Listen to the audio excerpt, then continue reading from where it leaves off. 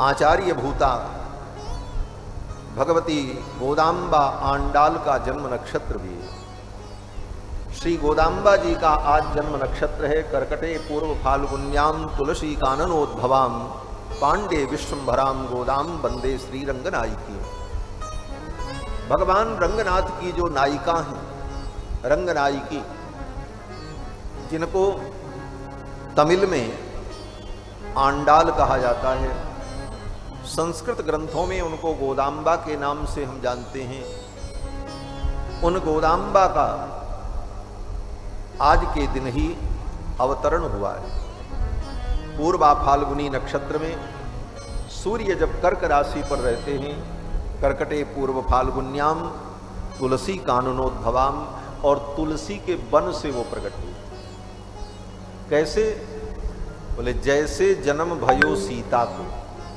सीता जी कैसे प्रकट हुई थी? जनक जी हल चला रहे थे तो भूमि से प्रकट हुई।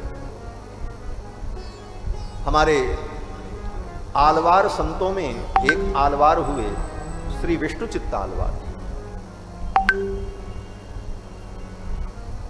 तमिल देश में एक तीर्थ है विल्लीपुत्तूर। वहां विल्लीपुत्तूर में बटपत्रशाही भगवान की सेवा करते थे विष्णु चित्त आलवार, और फूलों की सेवा करते थे, तुलसी की सेवा करते थे। बड़े विद्वान थे। बिना पढ़े गुरुजी के चरणों में बैठ करके पढ़ने का उन्हें अवसर नहीं मिला, लेकिन राजा के दरबार में जब शास्त्रार्थ हुआ तो समस्त शास्त्रों का प्रवचन उन्होंने किया। गुरुमुख मनधीत्य प्राह वेदान शेषान। ऐसे आलवार श्री विष्णु चित्त आलवार। और सेवा क्या करते थे भगवान की? बोले बगीचे में तुलसी लगाते थे, फूल लगाते थे, दिन भर पानी डालते थे, सींचते थे, कूड़ा करकट साफ करते थे, भगवान के लिए फूल तुलसी तैयार करते, माला तैयार करते, और उस सेवा में उनको आनंद प्राप्त होता। आज कोई व्यक्ति आए और उसको कोई ऐसी सेवा दे दो तो आदमी कहेगा हम ये करेंगे।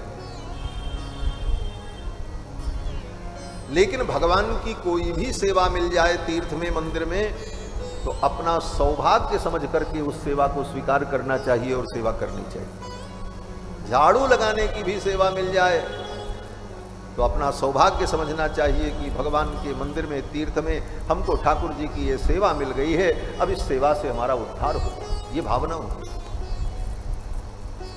आज तो ये स्थिति है कि सेवा कोई करना ही नहीं चाहिए, सीधे सब महंत ही बनना चाहिए। हम ही महंत बन जाए, हम ही गद्दी नशीन बन जाएं, हम सम्मानित पद पर बैठे, लोग हमारी सेवा। बहुत प्रीति पुजाइबे पे पूजबे पे थोड़। गोस्वामी जी कहते हैं पुजाने की प्रीति हो गई, पूजने की प्रीति समाप्त। ये स्थिति पहले इसी अयोध्या में आज के 40 वर्ष पहले, 35-40 वर्ष पहले परंपरा, किसी मंदिर में कोई साधु वैष्णव रहते थे तो कोई न कोई सेवा उनको करनी पड़ती। किसी की सेवा सरजू जी से जल लाओ, किसी की सेवा कुआं से पानी भरो भगवान के लिए, कोई झाड़ू लगाओ, कोई तुलसी फूल लाओ, कोई भगवान का पारखत मलो, कोई गौशाला में सेवा दो, कोई रसोई में सेवा दो। सबकी अलग अलग योग्यता के अनुकूल सेवाएं महंत लोग जो पीठाधीश होते थे वो निर्धारित कर देते थे, और वही सेवा करके प्रसाद पा करके महात्मा लोग अपना जीवन व्यतीत कर लेते थे। और मान लो किसी महात्मा की महंत से, स्थानाधिपति से अनुकूलता नहीं हुई, तो स्थानाधिपति चाहता है कि अभी हमारे मठ में न रहे। होता भी है, अच्छे बुरे सब प्रकार के लोग होते। तो क्या करते थे? बोले ये नहीं कहते थे तुम हमारे स्थान से चले जाओ, हमारे मठ से चले जाओ, ऐसा कहने की हिम्मत महंतों को भी नहीं होती। तब बोले उनकी जो सेवा होती थी वो सेवा उनसे वापस ले ली जाती। महंत जी बुला करके कह देते थे कि जो आपकी सेवा थी झाड़ू लगाने की, अब आप ये सेवा नहीं करेंगे, ये सेवा अमुक व्यक्ति करेंगे। वो व्यक्ति समझ जाता था, साधु समझ जाते थे कि अब यहाँ से हमारा दाना पानी उठ गया। हमारी सेवा चली गई तो अब यहां हमको रहने का अधिकार नहीं रहा। बिना भगवान की सेवा करके हम कैसे रहें और कैसे प्रसाद पाएं, ये निष्ठा थी। और कोई भी सेवा छोटी नहीं थी, सभी सेवा में लोग श्रद्धा से समर्पित होते। विष्णु चित्त स्वामी बगीचा में तुलसी की सेवा करते। इतने बड़े विद्वान होकर, आज तो विद्वान व्यक्ति को कह दो चलो तुम बर्तन मांजो, बोले शास्त्र पढ़ करके हम विद्वान हो के बर्तन ही मांजने के लिए बने थे, नहीं मांजे। लेकिन आज भी ऐसे लोग हैं, मैंने देखा है। मइलकोटे में यदुगिरी जीयर स्वामी जी के साथ सेवा में रहने वाले एक महान विद्वान है महाराज। वेद वेदांत के न्याय व्याकरण के प्रकांड पंडित हैं। कितने ग्रंथ उन्होंने लिखे। उन्होंने अपना ग्रंथ मुझे भेंट भी किया। और आज से 2 वर्ष पहले वो हमको मिले तो देखा हमने, अम्मा जी के मंदिर में रसोई बना रहे थे भगवान की, पसीना से लथपथ रसोई में लगे रहे। हमने कहा स्वामी जी रसोई बना रहे हैं? बोले अब पाक की सेवा हम भगवान की करते हैं, यहाँ भी करते हैं और जब मइलकोटे में रहते हैं तो वहाँ भी भगवान की पाक सेवा करते हैं। इतने बड़े विद्वान होकर रसोई बनाए और बड़ी श्रद्धा से, वो भी भट्ठी पर, लकड़ी पर, गैस चूल्हा पर रसोई नहीं बनती दिव्य देशों में, बड़े बड़े देवालयों में, और उस लकड़ी को जलाकर वहाँ बैठ करके एक एक व्यंजन बनाना। और अवस्था लगभग 70 वर्ष की हो गई है, आज भी वो यही सेवा भगवान की करते हैं। जब खाली होते हैं तो प्रवचन भी करते हैं, कालक्षेप भी करते हैं और रसोई की सेवा भी करते हैं। ये निष्ठा है। अब ये चीज़ें सुन लो आप। हम इसलिए सुना रहे हैं कि कहीं न कहीं ये बातें पड़ी रहेंगी। आज के युग में ऐसे यंत्र हैं तो किसी को प्रेरणा मिलेगी कि सेवा के प्रति क्या भाव होना चाहिए। विष्णु चित्त स्वामी जी महाराज तुलसी के बगीचे में भगवान की सेवा करते और एक दिन तुलसी के बगीचे में कुछ कर रहे थे, खुरपी उर्पी चला रहे थे, अपना मट्टी इधर उधर कर रहे थे। तब तक वहीं तुलसी के बगीचे में उनको एक सुंदर कन्या प्राप्त हुई, नवजात कन्या। भगवती महालक्ष्मी पराम्बा जगत जननी का ही उस बच्ची के रूप में अवतार हुआ, गोदाम्बा के रूप में। विष्णु चित्त स्वामी उस कन्या को लाए और उसका पालन पोषण किया। आज के ही दिन कर्क राशि के सूर्य में पूर्वा फाल्गुनी नक्षत्र में श्री गोदाम्बा जी का प्रादुर्भाव वहाँ बगीचे में हुआ और विष्णु चित्त स्वामी उनको लेकर के आए और अपनी बेटी के समान उनका पालन पोषण किया। पृथ्वी से प्राप्त हुई। गो माने पृथ्वी, पृथ्वी का एक नाम है गो, और पृथ्वी ने दिया इस कन्या को, इसलिए उनका नाम हो गया गोदा। जैसे किशोरी जी का जन्म भूमि से हुआ, उसी प्रकार गोदाम्बा जी का जन्म हुआ। आज श्री गोदाम्बा जी का जन्म नक्षत्र है, इसलिए गोदाम्बा जी का हम सभी लोग स्मरण कर रहे हैं। और श्री गोदाम्बा जी हमारे यहाँ आलवार की कोटि में हैं और श्री तत्व का स्वरूप होने के कारण आचार्य कोटि में भी हैं। और श्री गोदाम्बा जी ने 2 गाथाएं तमिल भाषा में गाई हैं। एक का नाम है तिरुप्पावई और दूसरी गाथा का नाम है नाचियार तिरुमोली।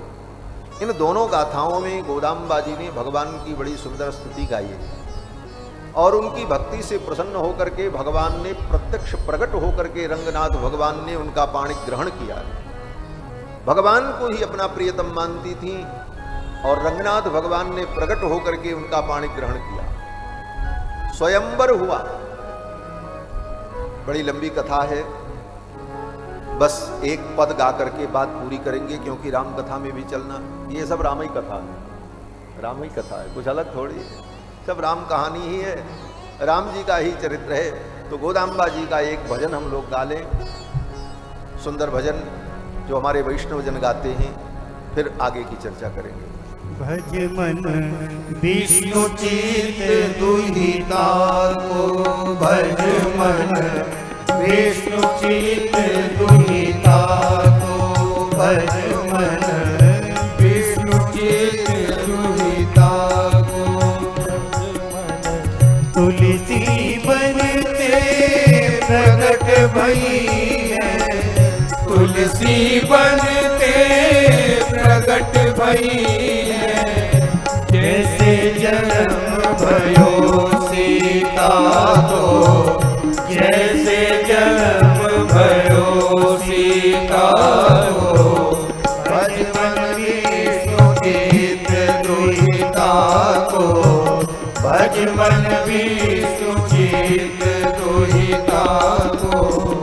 हरिहित निर्मित पितु जयमाला, हरिहित निर्मित पितु जयमाला, ताहि अर्पण करत निजवाला, ताहि अर्पण करत निजवाला। ग्रहण करत तेहि नंद गोपाला, ग्रहण करत तेहि नंद गोपाला। ऐसे अद्भुत युत चरिता को, ऐसे अद्भुत युत चरिता को, भज मन विष्णु चित दुहिता को, भज मन विष्णु चित दुहिता को। रतन जड़ित सिंहासन राजत, रतन जड़ित सिंहासन राजत, धरऊं ध्यान श्रीरंग सहिता को, धरऊं ध्यान श्रीरंग सहिता को। भज मन विष्णु चित दुहिता को, भज मन विष्णु चित दुहिता को। सीता राम दास की जननी, सीता राम दास की जननी, सीता राम दास की जननी, सीता राम दास की जननी। स्नान करावो श्री विरजा को, स्नान करावो श्री विरजा को। भज मन विष्णु चित दुहिता को, भज मन विष्णु चित दुहिता को, भज मन विष्णु चित दुहिता को, भज मन विष्णु चित दुहिता को। विष्णु चित्त तनया श्री गोदाम्बा आंडाल, जिनका आज तिरु नक्षत्र है। जब गोदाम्बा जी बड़ी हुई, उनके पिताजी भगवान के लिए माला बनाते और माला बना करके टोकरी में रख करके कुछ करने जाएं तो गोदाम्बा जी बच्ची थी। स्वाभाविक प्रेम भगवान के चरणों में प्रियतम के रूप में रंगनाथ भगवान के प्रति था, तो उस माला को धीरे से उठाकर अपने गले में पहन लेती थी और फिर शीशे के सामने खड़े होकर देखती थी मैं कैसी लग रही हूँ, क्या मुझे भगवान पसंद करेंगे। और प्रतिदिन माला को धारण करके और फिर उस माला को धीरे से उतार करके टोकरी में फिर वैसे रखे और विष्णु चित्त स्वामी को पता न चले वही माला रोज भगवान के यहाँ जाती थी और गोदाम्बा जी के गले की उतारी हुई माला रंगनाथ भगवान रोज पहनते, भगवान रोज धारण करते। एक दिन देख लिया महाराज विष्णु चित्त स्वामी ने, गले में माला पहन करके दर्पण में अपना स्वरूप देख रही, कैसी लग रही। तब तक विष्णु चित्त स्वामी ने देखा, आए बड़े दुखी हुए, बोले बेटी ये मैंने भगवान के लिए माला बनाई थी, इसको तूने प्रसादी कर दिया, अब ये भगवान के लायक कैसे होगा। गोदाम्बा जी ने कहा मैं तो रोज ही ऐसे करती हूँ। अब तो विष्णु चित्त स्वामी का माथा ठनका, इतना बड़ा अपचार मुझसे हुआ। माला को कैसे धारी आई प्यारी बेटी गोदा, माला को कैसे धारी आई प्यारी बेटी गोदा, माला को कैसे धारी आई प्यारी बेटी गोदा, माला को कैसे धारी आई प्यारी बेटी गोदा। बड़े सवेरे तुलसी लाकर बनवाई बनमाला, बड़े सवेरे तुलसी लाकर बनवाई बनमाला, बड़े सवेरे तुलसी लाकर बनवाई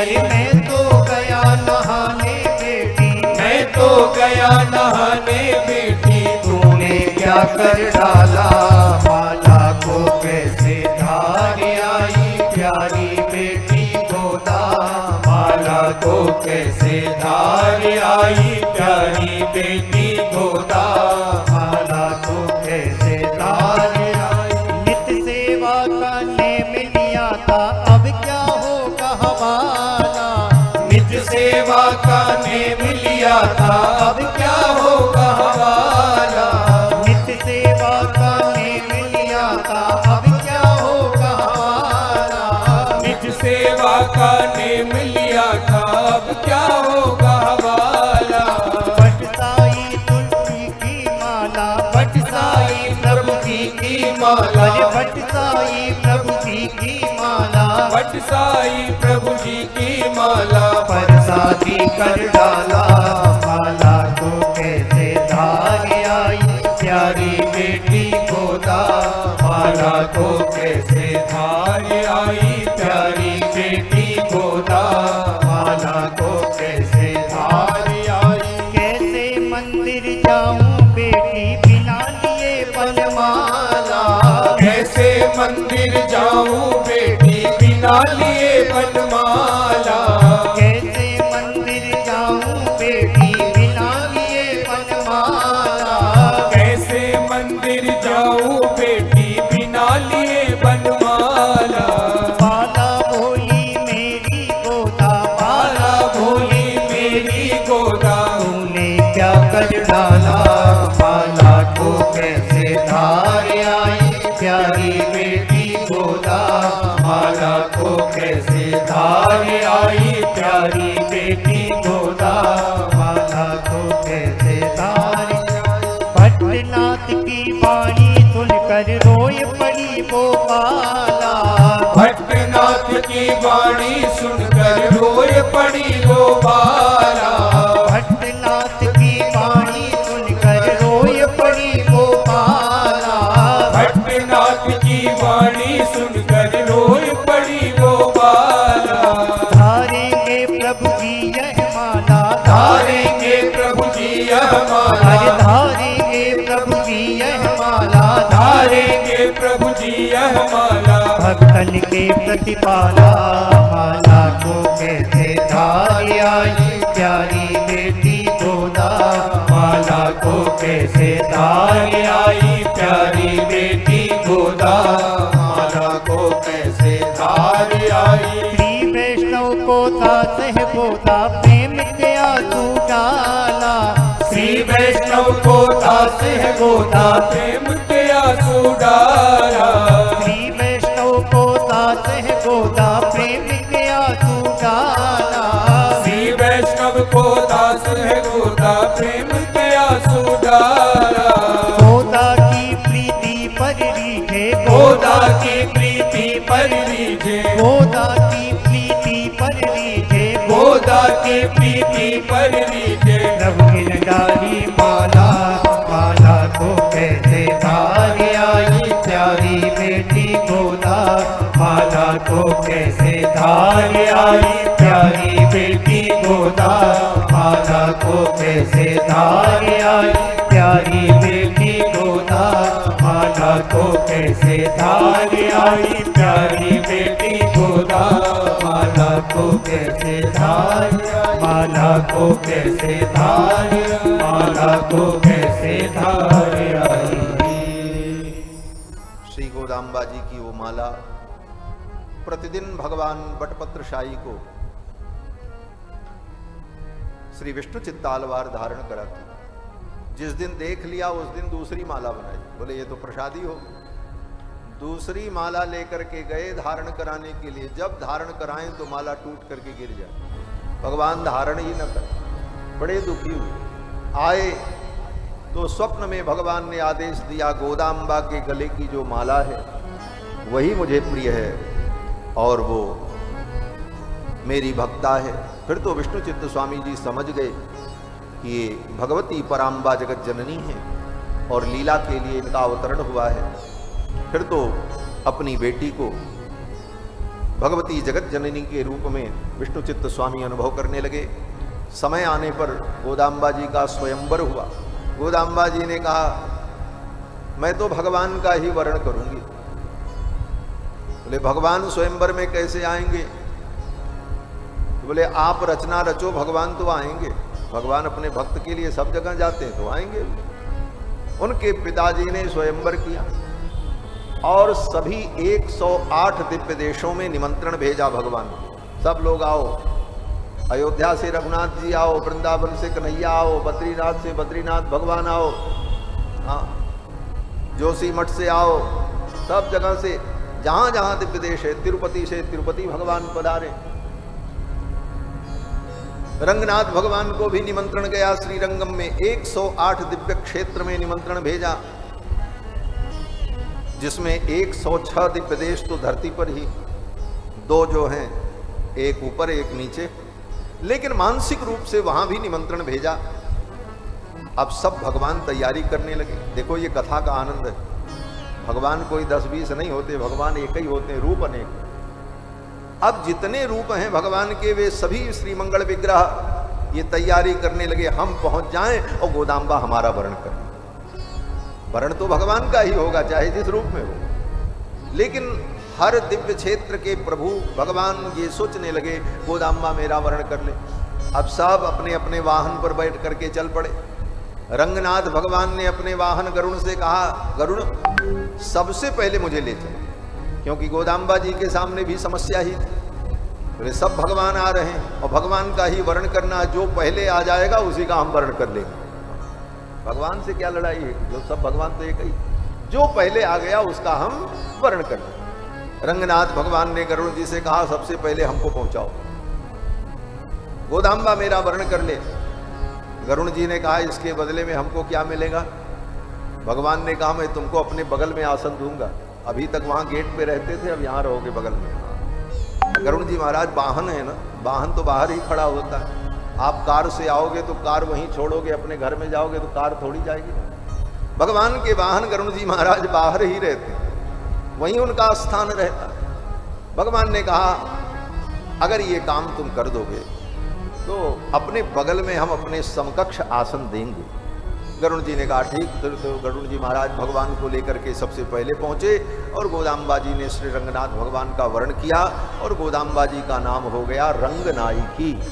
ये रंगनायकी और रंग की प्रेयसी हैं।